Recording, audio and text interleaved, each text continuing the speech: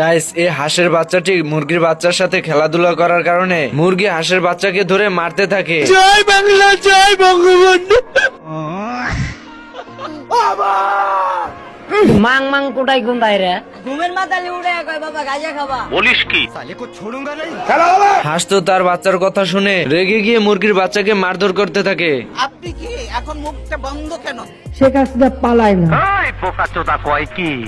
আচ্ছা, হাঁস আর মুরগির ঝগড়া দেখে মোরগ আসে থামানোর জন্য। তোমরা কয় ভাই বোন? আমরা 3 বাবু। কে কে? আমি, আব্বাই, মাই।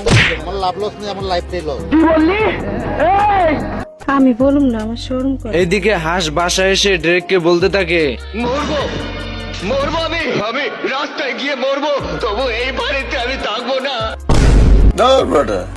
বন্ধুরা, এই হাঁস দুটো চলে আসে বিচার নিয়ে মুরগিদের বাড়িতে। ওই সুলতান বাইরে হালার পর মাং মাং কোটাই কোনটাই রে হাঁসের বিচার নিয়ে আসা দেখে মোরগ রেগে গিয়ে হাঁসকে তুমুল মারধর করতে থাকে।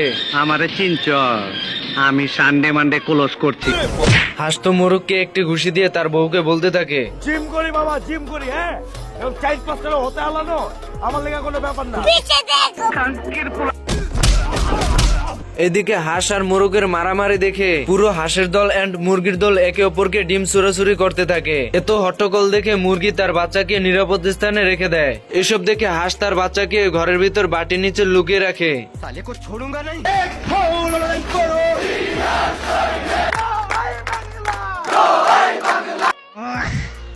এইদিকে হাঁস এত হট্টগোল দেখে তার বাচ্চাকে দেখতে আসে এবং বাচ্চাকে না দেখে চিল্লাতে চিল্লাতে বাইরে গিয়ে বলতে থাকে।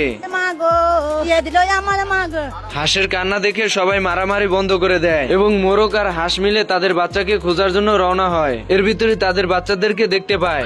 তোমাকে বিয়ে করতে চাই, তোমাকে লাভ করি।